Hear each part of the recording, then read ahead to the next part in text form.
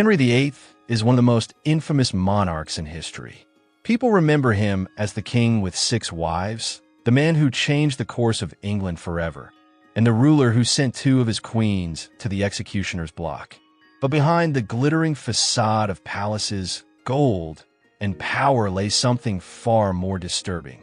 Henry's private world was filled with fear, humiliation, and control.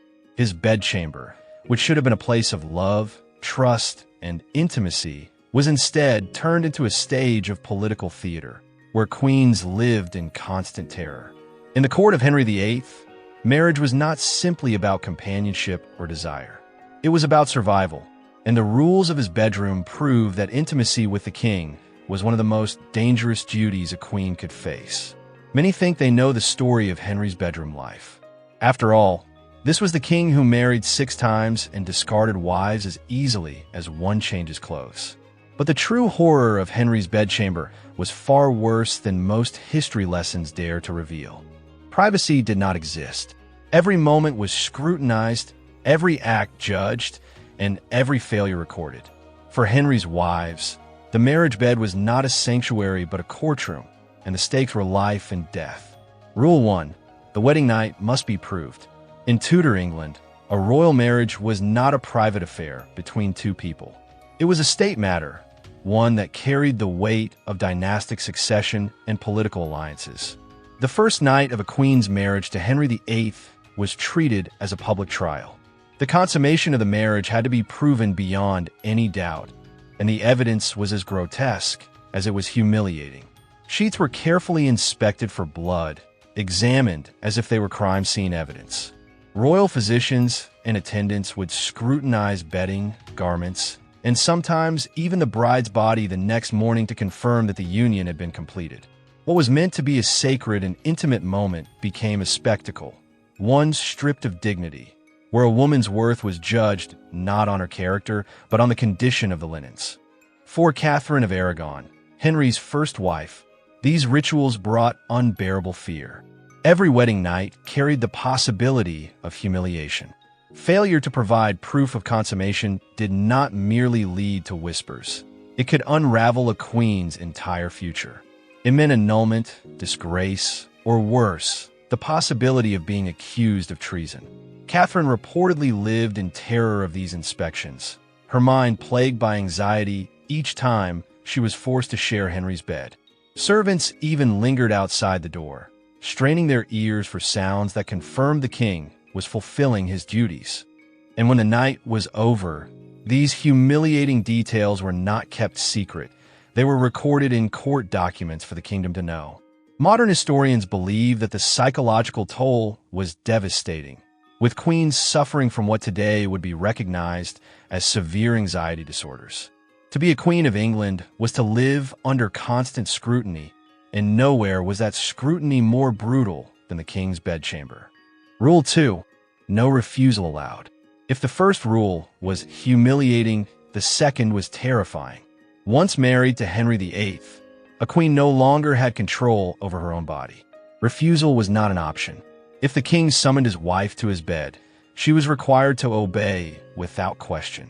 To hesitate, to resist, or to show reluctance could be interpreted as treason, a crime punishable by death.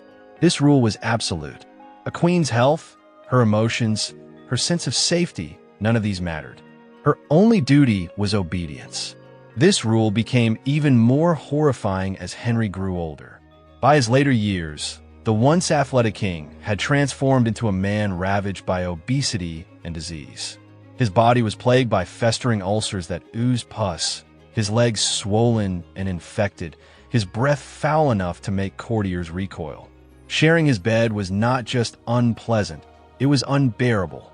And yet queens were forced to comply, expected to act as though their king was still desirable. Refusal was impossible, and even hesitation could bring suspicion. Henry had spies who watched his wives closely. If a queen took too long to answer his summons, if she appeared reluctant, or if she failed to seem enthusiastic, her behavior was reported as evidence of possible betrayal. In Henry's paranoid mind, reluctance was a sign of disloyalty, perhaps even proof of adultery or witchcraft.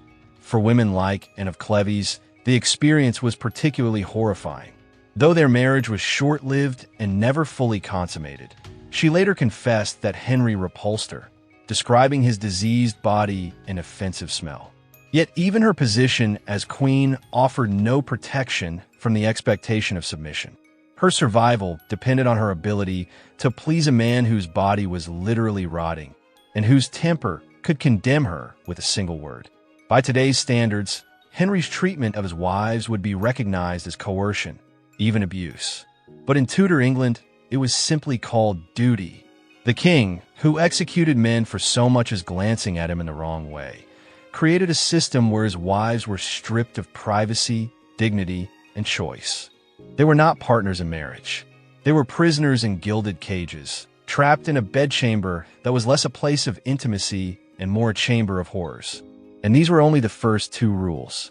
The psychological torment Henry inflicted on his wives went far beyond these humiliations.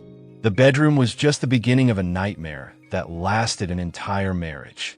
Under Henry VIII's rule, even the most private aspects of marriage became matters of state, and one of the most disturbing examples of this was what could be called Rule 3, bodies as evidence. In his court, intimacy was never just between husband and wife. It was a battlefield where politics, superstition, and paranoia collided. Henry's own sexual performance, or more often, his inability to perform, was twisted into proof of his wife's loyalty or disloyalty. The logic was staggering.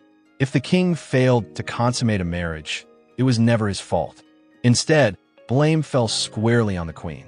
She might be accused of witchcraft, of carrying a curse, or of secretly plotting against the throne. The king's failures were transformed into her crimes. One of the clearest examples came with Anne of Cleves. Henry famously declared he found her unattractive, claiming he liked her not. But he didn't stop there. He went so far as to argue that she had cursed his body, preventing him from performing his royal duty in bed. His refusal to consummate the marriage became evidence against her, even though modern historians agree that the real problem lay with Henry himself. Later, when his passion for Catherine, however, began to fade, he accused her of using witchcraft to manipulate his desires, another case where his insecurities turned into accusations of sorcery. The most chilling aspect of this system was the role of royal physicians. After supposed intimate encounters, they were sometimes ordered to examine both the king and queen to determine fault if conception hadn't occurred. These examinations were not medical in the modern sense. They were humiliating performance reviews carried out under the gaze of authority, where the queen's future, and sometimes her very life, was at stake. Today, medical experts point to Henry's obesity, his chronic infected leg ulcers, and likely diabetes as causes of severe erectile dysfunction. But in Tudor England, to even suggest that the king had performance issues was an act of treason. His body could never be seen as weak. Instead, his wives became scapegoats for what was essentially a medical disaster. These examinations descended into something darker. Court physicians were tasked with documenting the queen's bodies in graphic detail, searching for marks, scars, or natural variations that could be twisted into proof of witchcraft or infidelity. In other words, Henry created a system where the natural human body became a political weapon. A queen lived in constant fear that a mole, a scar, or even a birthmark might one day be used as evidence of treason. What should have been private moments of trust and intimacy were transformed into staged trials of loyalty, with women's lives hanging in the balance. Then came Rule 4, guards at the door. Privacy in Henry's royal bedchamber was almost non-existent. What should have been the most personal space in the palace became something closer to a theater stage, with every act observed, recorded, and judged. Royal guard were posted directly outside the king's bedroom, not just for protection, but to act as witnesses. They were ordered to listen for sounds of consummation, to note how long the encounters lasted, and even to report unusual noises or suspicious conversations. These men weren't bodyguards in the modern sense. They were auditors of intimacy. It didn't end there. Servants had their own duties in this spectacle. They were expected to inspect the bed sheets the next morning to observe the queen's appearance, and to report anything that might suggest the marriage was not progressing as expected. Even worse, Henry had peepholes installed in his chamber walls so that trusted spies could literally watch what unfolded inside. This was not rumor or court gossip. These were official surveillance measures, put in place to gather evidence that might later be used to annul a marriage or condemn a queen. Physicians, too, sometimes waited outside the door, prepared to examine both Henry and his wife immediately afterward. In effect, the king's bedchamber was not a place of love. It was a medical theater, a courtroom, and a prison all in one. For women like in Boleyn and Catherine Howard, knowing they were being monitored in their most vulnerable moments added unbearable psychological torment. Intimacy was no longer about connection or even duty. It was about survival. There was Rule 5, pregnancy as a duty. More than anything, a queen existed in Henry's bed to provide a male heir. Failure to conceive quickly could lead to disgrace, annulment, or even death. Encounters in the royal bed were not moments of passion. They were high-stakes trials where a woman's body determined her fate. The pressure was relentless. If a queen appeared to enjoy intimacy, she risked accusations of promiscuity or secret experience with other men. If she seemed hesitant or reluctant, she could be accused of failing to try hard enough to conceive. Physicians tracked menstrual cycles with obsessive detail, often relying on outdated and incorrect medieval theories. They studied urine samples, restricted diets, and even interpreted dreams as supposed signs of pregnancy. Queens were subjected to humiliating examinations, forced to consume fertility herbs that were often toxic, and made to participate in bizarre rituals meant to improve their chances of conceiving. Henry even extended his control into their diets. Foods were forbidden or required in specific quantities, based on medieval ideas about fertility. Meals were no longer about health or preference, but about turning the queen's body into a vessel for an heir. For Catherine of Aragon, who endured multiple miscarriages, and for Anne Boleyn, who failed to deliver a surviving son, the bedroom was a place of terror. Their biological struggles were not treated with compassion, but weaponized against them. The inability to give Henry the son he demanded could turn the royal bedchamber into a courtroom of death, where a queen's failure in biology became ground for execution. Henry VIII's bedroom was never truly a place of intimacy. It was a political arena, a medical theater, and often a chamber of horror. His insecurity, paranoia, and obsession with heirs created a system where privacy was stripped away, women were scapegoated, and survival itself depended on something as uncontrollable as biology. Rule 6. The danger of falling out of favor. Nothing was more terrifying for a queen of Henry VIII than the moment she realized the king's love had begun to fade. What once felt like the security of royal marriage could instantly transform into a death sentence.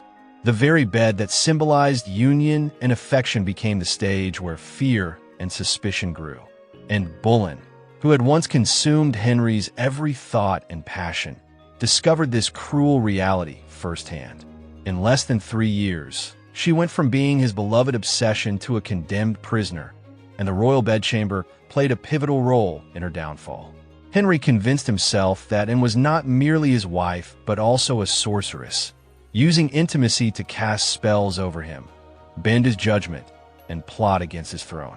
The truly disturbing part is that even after he had made up his mind to have her executed, he still summoned her to his bed as though nothing had changed. Catherine Howard endured the same nightmare. She was forced to share his chamber and act the part of the loving wife, while secret investigations into her past had already begun. Imagine being called to the bed of a man who was quietly preparing your death. The bedchamber itself became a weapon of psychological warfare. Henry devised twisted tests of loyalty, demanding humiliating acts or obedience to bizarre whims. If his wives complied, he saw it as proof they were manipulative witches trying to control him. If they resisted, he interpreted it as evidence of disloyalty or betrayal. It was a trap with no escape, where every move could be twisted against them. Even the most private conversations, spoken during intimate moments, were later twisted into accusations of treason. What we would now recognize as pillow talk was weaponized, transformed into courtroom evidence that could decide life or death. Modern experts on domestic abuse would immediately identify the pattern. Intimacy was weaponized to strip away safety, trust was destroyed, and vulnerability was exploited as a tool of control. Henry's bed became a chamber of surveillance, a place where private words could be turned into a noose. And yet, as horrifying as the psychological torture was, the physical nightmare of sharing Henry's bed in his later years might have been even worse. Rule 7. The stench of disease. By the end of his life, Henry's body was grotesquely ravaged by illness. His massive frame, weighing over 400 pounds, was riddled with ulcers and infections. The stench of pus and rotting flesh filled the royal chamber. Bedding was frequently stained with bodily fluids, and servants struggled to cleanse the sheets of the filth and odor. Queens were forced to lie beside a man whose body was literally decomposing while he still lived. Catherine Parr, his sixth and final wife, reportedly endured these horrors with forced composure. During intimate encounters, she pressed perfumed cloths against her face to mask the stench, as the odor of his decaying flesh was so overpowering it made her physically ill.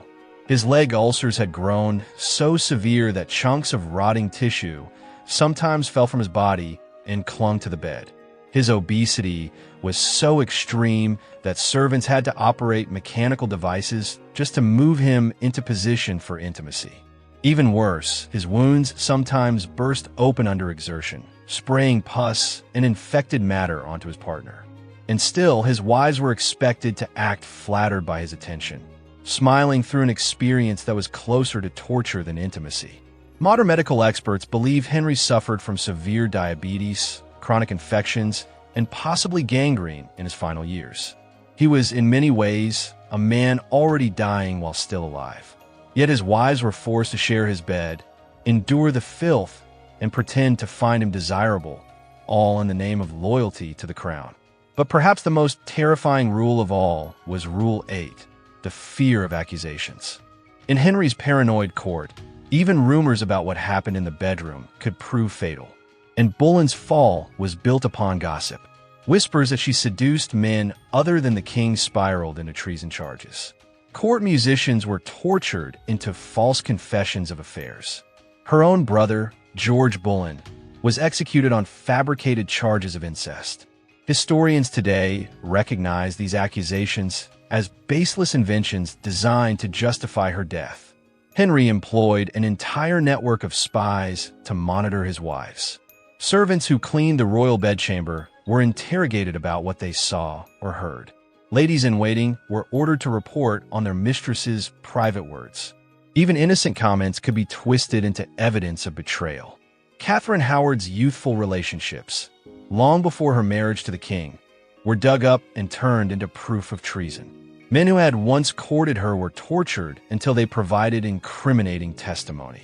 Legal experts today would be horrified to see how gossip and hearsay were treated as fact, but in Henry's England, it was enough to justify an execution. The result was a system of constant fear. Queens lived in a nightmare where every look, every word, every private moment could be their undoing. The palace itself became a surveillance state, with informants planted in every corner, waiting for the smallest slip to deliver to the king. And so, we come to the horrifying truth. Henry VIII's bedroom was not a place of love or intimacy, but a chamber of torment. Marriage was transformed into a trial of survival. From wedding night inspections that treated queens like evidence, to enduring intimacy with a body consumed by rot, to living under the terror of false accusations and gossip. These women were trapped in a system of psychological and physical torture disguised as royal protocol. The king who claimed to rule by divine right turned privacy into exposure, intimacy into humiliation, and love into a death sentence. His queens lived in a world where survival required courage beyond imagination, and where even the royal bed was a place of horror. If these dark truths about Henry VIII's private life shocked you, make sure to subscribe because there are countless more disturbing secrets from history that have been carefully hidden from the pages of your textbooks.